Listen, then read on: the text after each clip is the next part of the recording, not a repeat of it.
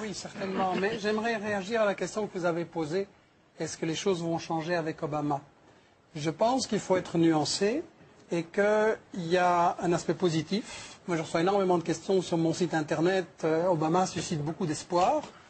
Et l'aspect positif, je pense, c'est que ça n'est pas du tout sans valeur qu'aux États-Unis, avec toute leur histoire raciste, un noir ait été élu à la présidence. C'est une avancée, c'est important. Aussi positif, Obama a été élu parce qu'il a proposé un changement. Il est apparu, en tout cas, comme refusant Bush et le militarisme et la guerre et tout ça. Donc ça, je trouve extrêmement positif. Le problème, c'est que avant que les gens votent pour Obama, Wall Street avait voté pour Obama. C'est-à-dire que vous savez qu'aux États-Unis, les multinationales mettent de l'argent sur les candidats régulièrement. Pour être élu président des États-Unis, il faut recevoir des centaines de millions de dollars. La campagne électorale coûte horriblement cher. Ce n'est pas vraiment démocratique d'ailleurs comme système politique. Et il faut se demander à qui les multinationales ont donné le plus d'argent. Pas à McCain, pas à Clinton, à Obama. Donc le problème, c'est que les gens maintenant, avec la crise, ils ont voté Obama pour qu'on les sauve des banques. Le problème, c'est que les banques aussi ont voté Obama. Alors je pense que dans la question israélienne, mais vous avez raison de dire qu'Obama a raconté toute une série de choses pendant sa campagne électorale pour se faire élire, que maintenant il dit le contraire. Et là, il va falloir tester. Obama a choisi comme vice-président un sioniste acharné, comme secrétaire général de la Maison-Blanche également un sioniste acharné. Il a dit que Jérusalem, ça devait être la capitale d'Israël. Or, Jérusalem est une capitale volée. Il a proposé de donner 30 milliards de dollars d'aide militaire en plus à Israël. Je voudrais simplement dire à Obama, il y a 40 millions de gens sous le seuil de pauvreté aux États-Unis. Est-ce que ces milliards de dollars ne seraient pas mieux utilisés là? Il y a un énorme problème social aux États-Unis et je pense que malheureusement, d'abord le problème c'est que le pouvoir n'est pas à la Maison-Blanche. Le pouvoir il est dans les multinationales qui décident cette stratégie et qui décident qui sera président. Et je crois sincèrement qu'on va ils ont maintenant, comme je l'ai dit au début et comme M. Baird l'a souligné, ils ont un grand problème, c'est que la méthode Bush, on passe en force, on fait la guerre à tout le monde, ça a échoué. Ça n'a provoqué que de plus en plus d'indignation, de résistance dans le monde. En plus, les États-Unis sont une puissance économiquement en faillite. Il y a eu la crise immobilière, s'annonce la crise des cartes de crédit, donc il va y avoir En fait, c'est une économie en faillite. Comment voulez-vous continuer à faire la guerre partout dans le monde quand vous n'avez pas une économie qui peut la payer? Donc maintenant, ils sont vraiment dans un désarroi à hésiter entre les tactiques on va jusqu'au bout, on fait la guerre à fond et en avant, ou des tactiques plus intelligentes, comme on a entendu cette version-là, pour essayer de maintenir la domination des États-Unis sur le monde. Moi, je voudrais simplement dire, les États-Unis n'ont pas à dominer le monde. Il ne faut pas se poser la question quelle est la meilleure manière de rester les maîtres du monde. Le monde, simplement, il est en train d'évoluer. Il n'est plus unipolaire avec une grande puissance. Il est multipolaire.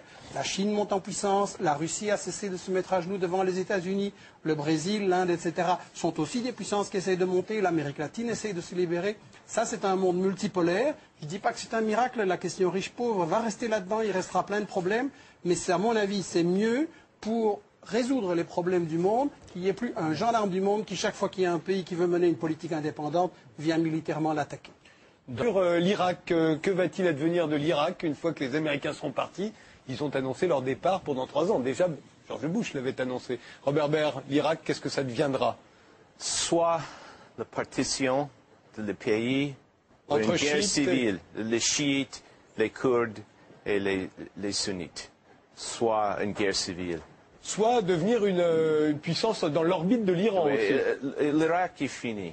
De toute façon. Une telle dimension d'imprévisibilité, d'un côté, on peut considérer que la baisse de la violence en Irak est due au fait que la politique américaine est en train de l'emporter, et ça a des aspects tout à fait vrais. De l'autre côté, on peut dire que les acteurs réels de la scène irakienne se mettent en position en attendant que les Américains s'en aillent pour se confronter dans la bataille définitive. Ce qui est quand même marquant dans l'histoire longue de l'Irak au XXe siècle, c'est qu'il a existé des forces centralisatrices qui ont imposé au reste du pays leur domination.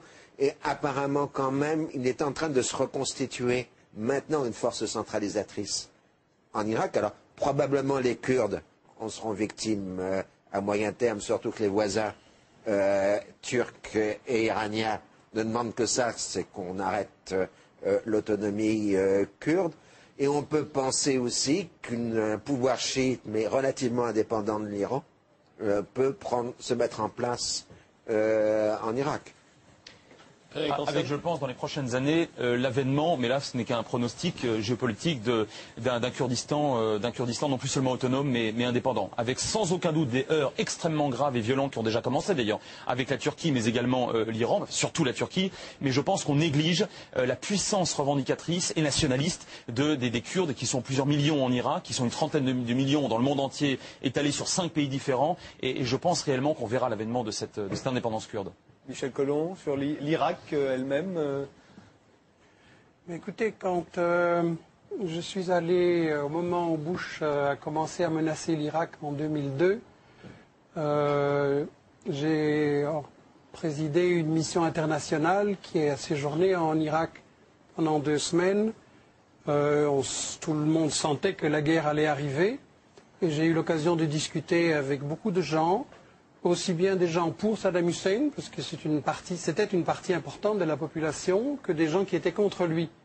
Et des deux côtés, on m'a dit, les Américains, puisqu'ils disent les Américains pour désigner les États-Unis, les Américains, ils peuvent entrer, mais ils ne sauront jamais comment sortir.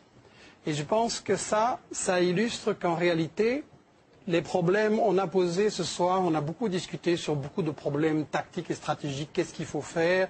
On a chanté les louanges d'Israël. J'aurais aimé qu'un Palestinien puisse venir apporter, rétablir la vérité historique par rapport à tout ça. Mais je pense qu'on reste toujours, on essaye de cacher qu'il s'agit de guerre économique. On nous dit, ah, c'est pour la démocratie, c'est contre les armes de destruction massive, etc. Je regrette. Mais la démocratie, quand vous tomber sur un gouvernement élu démocratiquement, mais qui ne se met pas à genoux devant les États-Unis et devant Israël, comme ce que vous faites, vous le renversez et même vous l'assassinez.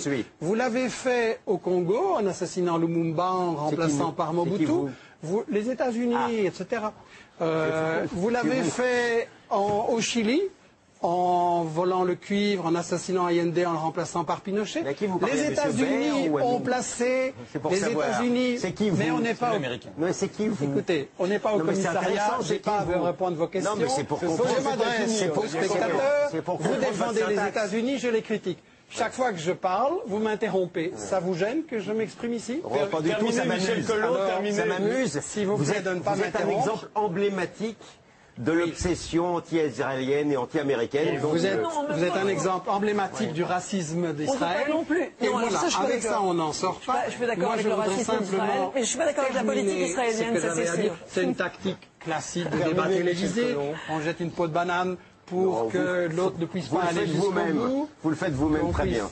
Qu'on ne puisse pas aller jusqu'au bout et que les gens ne puissent pas entendre ce que j'ai à dire. Je voudrais simplement dire que vous avez éliminé une série de gouvernements démocratiquement élus parce qu'ils ne vous plaisaient pas et qu'ils ne se mettaient pas à genoux devant vous.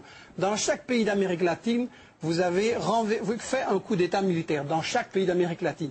Et au Moyen-Orient, excusez-moi, mais vos modèles, c'est l'Arabie Saoudite, le Koweït et des régimes pareils. Parlons-en alors de votre obsession de la démocratie. Je pense simplement, en matière de conclusion, que si on cesse d'intervenir en tant que grande puissance en disant le pétrole est à nous, le Moyen-Orient c'est à nous à décider ce qui s'y passe, les problèmes pourront progressivement se résoudre. Le malheur de l'Irak, c'est que la stratégie a été d'abord d'envahir de façon assez stupide, comme Bush qui n'avait pas pensé à ce qui allait se passer après, et ensuite, quand ils se sont rendus compte que ça ne marchait pas, ils ont dit délibérément, on pouvait le lire dans les revues militaires des États-Unis, il nous faut diviser l'Irak en 3, comme on l'a fait en Yougoslavie, provoquer une guerre civile entre les gens, et ça va être la manière de maintenir notre domination sur la région. Mais ça c'est inacceptable.